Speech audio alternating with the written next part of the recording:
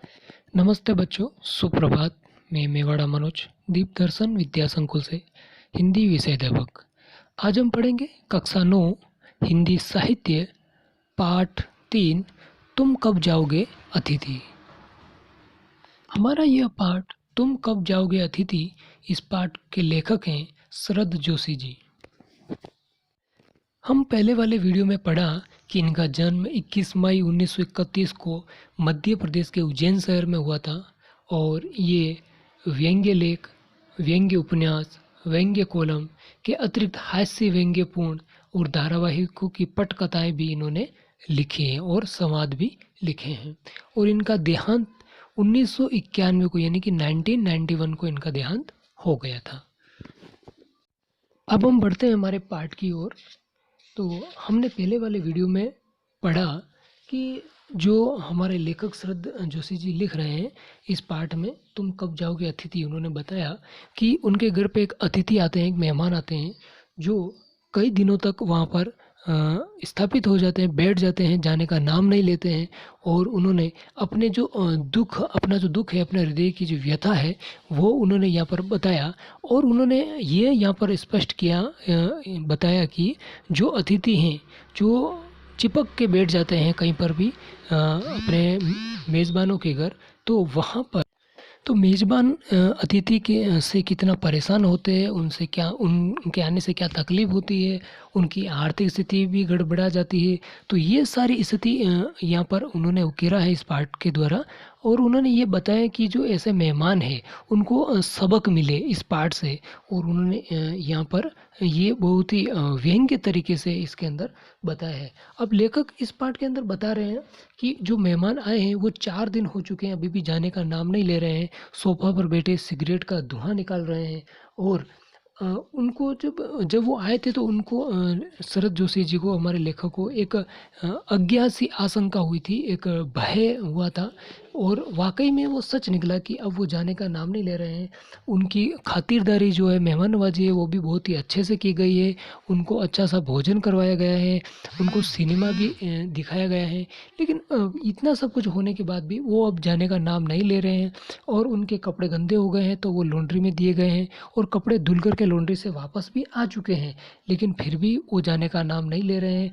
और वो बैठे बैठे पत्रिका पढ़ रहे हैं और लेखक उपन्यास पढ़ रहे हैं। उन दोनों के बीच में जो बातचीत होनी चाहिए थी या हो रही थी, वो भी सब कुछ बंद हो चुकी है। अब उनके बीच में बातचीत करने का कोई टॉपिक, कोई विषय ही नहीं बचा है, यानी कि सारे विषयों पर बात हो चुकी है। हम दोनों के पास कोई शब्द ही नहीं है, बात ही नहीं है कुछ भी आपस में बात करने के लिए। और लेखक बेसब्री से इंतज़ार कर रहे हैं कि वो अब कब जाएं, लेकिन जो अतिथि हैं वो तो बेशर्मी से बैठे हुए हैं, वो जाने का अभी नाम नहीं ले रहे हैं। और हमने कल अगले वीडियो में यहाँ तक पढ़ा था कि उनके आपस के में जो बातचीत हो रही है, उनके जो विषय हैं वो सारे विषय अब पूर्ण हो चुके हैं और दोनों के बीच चुप्पी सध गई है। अब दोनों कोई बात नहीं कर रहे हैं, वो अपनी पत्रिका पढ़ रहे हैं मेहमान, और ये अपना उपन्यास पढ़ने में व्यस्त हैं। और हमारा जो लेखक है वह यही इंतज़ार कर रहे हैं कि वो कब जाने का नाम लें, लेकिन अतिथि तो अपने पत्रिका पढ़ने में ही व्यस्त हैं। अब हम पढ़ते हैं आगे। अब देखिए आगे लेखक क्या बता रहे हैं। शब्दों का लेन देन मिट गया और चर्चा के विषय चुक गए, यानी कि उनके आपस की जो बातचीत है वो अभी समाप्त हो चुकी हैं। अब कोई उनके पास विषय, कोई टॉपिक ही नहीं बचा है कि उस पर बात की जाए, वो सब कुछ बातें हो चुकी हैं। परिवार, बच्चे, नौकरी, फिल्म, राजनीति, रिश्तेदारी, तबादले, पुराने दोस्त, परिवार नियोजन, महंगाई, साहित्य, और यहाँ तक कि आँख मार मार कर हमने पुरानी प्रेमिकाओं का भी जिक्र कर लिया और अब एक चुप्पी है। यानी कि उनके पास अभी कोई विषय ही नहीं बचा है, कोई टॉपिक ही नहीं बचा है कि उस पर बात की जाए। ये जितने भी यहाँ पर विषय बताए गए, इन सभी विषयों पर उन दोनों के बीच में बात हो चुकी है और अभी दोनों के बीच में चुप्पी सध गई है। दोनों चुपचाप अपना काम कर रहे हैं। सौहार्द अब सने सने बोरियत में रूपांतरित हो रहा है और उनका जो धैर्यपन है वो भी धीरे धीरे अब क्या कर रहा है, बोरियत में, यानी कि उनको एक अटपटा सा महसूस हो रहा है, उनको अच्छा नहीं लग रहा है। भावनाएं गालियों का स्वरूप ग्रहण कर रही है और उनकी जो अंदर की जो भावनाएं हैं, जो विचार है, वो उग्र हो चुका है और गालियों का स्वरूप ग्रहण कर रही है। अर्थात उनका जो व्यवहार है, उनकी जो भावनाएं हैं, वो अंदर के विचार हैं, वो अभी परिवर्तित हो गए हैं, उग्र हो चुकी हैं। पर तुम जहाँ नहीं रहे हैं, लेकिन फिर भी जो अतिथि है वो जाने का नाम नहीं ले रहे हैं। किस अदृश्य गोद से तुम्हारा व्यक्तित्व यहाँ चिपक गया? अब लेखक अंदर ही अंदर बात कर रहे हैं कि किस अदृश्य गोंद से तुम्हारा व्यक्तित्व यहाँ चिपक गया। ऐसा कौन सा गोंद है जिसकी वजह से जो दिखाई नहीं देता है, अदृश्य है, और उसकी वजह से आपका व्यक्तित्व जो है वो यहाँ पर क्या है, चिपक गया है। मैं इस भेद को सपरिवार नहीं समझ पा रहा हूँ, और ये जो भेद हैं, इस भेद को उसके परिवार के साथ अपने लेखक और लेखक की पत्नी के साथ वो अभी समझ नहीं पा रहे हैं कि ये कौन सा अदृश्य गोंद है जिसकी वजह से इनका व्यक्तित्व यहाँ पर चिपक चुका है। अब ये जाने का नाम नहीं ले रहे हैं। बार बार ये प्रश्न उठ रहे हैं, तुम कब जाओगे अतिथि? बार ही बार लगातार उनके मन में यही प्रश्न उठ रहा है, लेखक के और लेखक की पत्नी के मन में, कि ये कब जाएं, कब जाएं और कब जाएं। कल पत्नी ने धीरे से पूछा था, कब तक टिकेंगे ये? और एक समय ऐसा भी आ गया कि लेखक की पत्नी ने लेखक को ये पूछ ही दिया कि ये कब तक टिकेंगे यहाँ पर, अर्थात कब तक रुकेंगे ये। मैंने कंधे उचका दिए, क्या कह सकता हूँ? और जब उनकी पत्नी ने लेखक को ऐसा पूछा तो लेखक ने कंधे को उचका दिया कि उनको अभी पता नहीं है कि वो कब तक रुकेंगे, उनका कब तक का यहाँ पर रुकने का प्लान है, प्रोग्राम है, उनको कुछ पता नहीं है। उन्होंने कंधे उचका करके ऐसा बताया कि उन्हें पता नहीं है। मैं तो आज खिचड़ी बना रही हूँ, हल्की रहेगी। अब उनकी पत्नी ने लेखक को कहा कि मैं खिचड़ी बना रही हूँ, थोड़ी हल्की रहेगी, बनाओ। सत्कार की उष्मा समाप्त हो रही थी। अब आदर सत्कार करने की जो उष्मा अर्थात गर्मी जो है, जो खुशी जो है, वो क्या धीरे धीरे समाप्त हो रही थी। डिनर से चले थे, खिचड़ी पर आ गए हैं। बहुत ही अच्छा डिनर अब खिलाया था उनको, सिनेमा दिखाया था, लेकिन अब खिचड़ी पर बात आ चुकी है। अब लेखक बता रहे हैं कि उनका जो आदर सत्कार का जो एक खुशी थी अंदर, वो अभी समाप्त हो चुकी है, और बहुत ही अच्छा डिनर उनको करवाया था, उनको सिनेमा भी दिखाया था। लेकिन अब स्थिति ऐसी आ चुकी है कि उस डिनर से अब खिचड़ी तक पहुंच चुके हैं वो। और अब भी अगर तुम अपने बिस्तर को गोलाकार रूप नहीं प्रदान करते तो हमें उपवास तक जाना होगा। वो अब अंदर ही अंदर विचार कर रहे हैं, उनकी पत्नी और वो, कि अब अगर ये अपने बिस्तर को समेटते नहीं, अर्थात वो जाने का नाम नहीं लेते हैं, तो खिचड़ी तक तो पहुँचे ही हैं, लेकिन अब उपवास तक भी जाना पड़ सकता है। तुम्हारे मेरे संबंध एक संक्रमण के दौर से गुजर रहे हैं, और उनके आपस के जो संबंध है, जो रिलेशन है, वो अब कैसा हो रहा है, संक्रमण के दौर से गुजर रहा है। ओके, उन दोनों के बीच जो संबंध है वो अभी लेखक के मन में कुछ ऐसी भावनाएं उत्पन्न हो चुकी हैं, ऐसे विचार उत्पन्न हो चुके हैं कि अब वो उपवास भी करवा सकते हैं और उन्हें कुछ भी कह सकते हैं। उनका जो संबंध है वो भी शायद बिगड़ने के कगार पर आ चुके हैं। तुम्हारे जाने का ये चरम क्षण है, और मन में वो विचार करें कि ये जो चरम क्षण अर्थात अंतिम सीमा है, कि तुम्हारे जाने की अंतिम सीमा है, तुम जाओ ना अतिथि। वो अंदर ही अंदर करेगा, अब तुम चले जाओ, ये अंतिम सीमा है। तुम्हें यहाँ अच्छा लग रहा है ना? मैं जानता हूँ दूसरों के यहाँ अच्छा लगता है। अब लेखक जो कह रहे हैं कि आपको यहाँ पर अच्छा लग रहा है, ये मैं जानता हूँ कि आपको यहाँ अच्छा लगता है। क्यों? क्योंकि दूसरों के वहाँ रहना, ठहरना अच्छा ही लगता है। ऐसा लेखक मन ही मन बात कर रहा है। अगर बस चलता तो सभी लोग दूसरों के यहाँ रहते। अगर लोगों का बस चले तो वह हमेशा दूसरों के घर पे जाकर के ही रहने लग जाए, पर ऐसा हो नहीं सकता, लेकिन ऐसा संभव नहीं है। अपने घर की महत्ता के गीत इसी कारण गाए जाते हैं, और अपने घर का जो महत्व है उसके गीत, उसकी महत्ता के गीत गाए जाते हैं।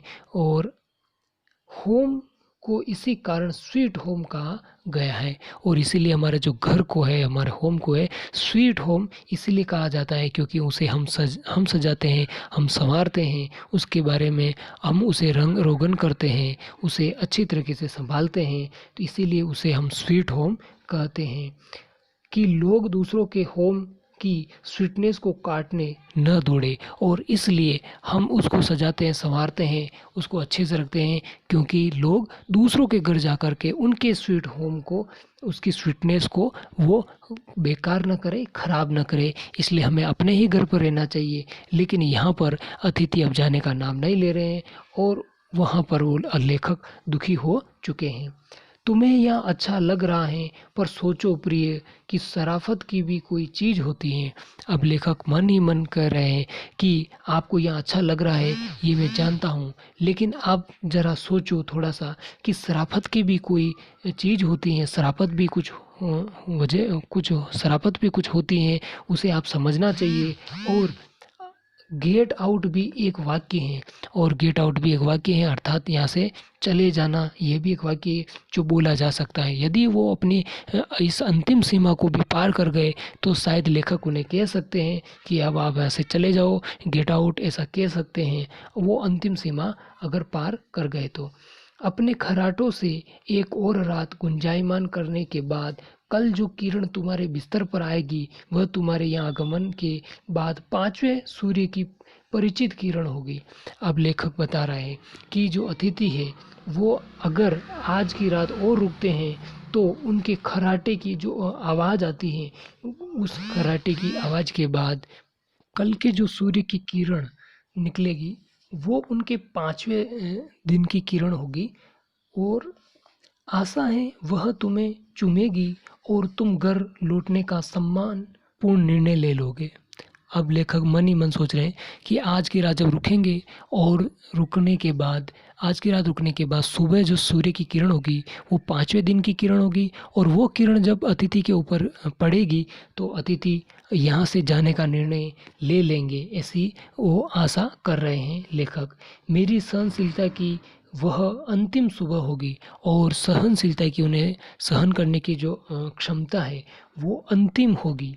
उसके बाद मैं स्टैंड नहीं कर सकूँगा, उसके बाद वो रुक नहीं सकेंगे लेखक, ऐसा मन ही मन वो सोच रहे हैं। और लड़खड़ा जाऊँगा, और उनके खड़े रहने की भी हिम्मत नहीं रहेगी, वो लड़खड़ा जाएंगे। मेरे अतिथि, मैं जानता हूँ कि अतिथि देवता होता है, पर आखिर मैं भी मनुष्य ही हूँ। अब लेखक कह रहे हैं कि मैं जानता हूँ कि अतिथि जो है वो देवता होते हैं, लेकिन मैं भी तो एक इंसान हूँ, मैं भी तो एक मनुष्य हूँ। मैं कोई तुम्हारी तरह देवता नहीं, और मैं तो आपकी तरह कोई देवता नहीं हूँ, मैं तो इंसान हूँ। हर एक देवता को हर एक देवता और एक मनुष्य अधिक देर साथ नहीं दे सकते।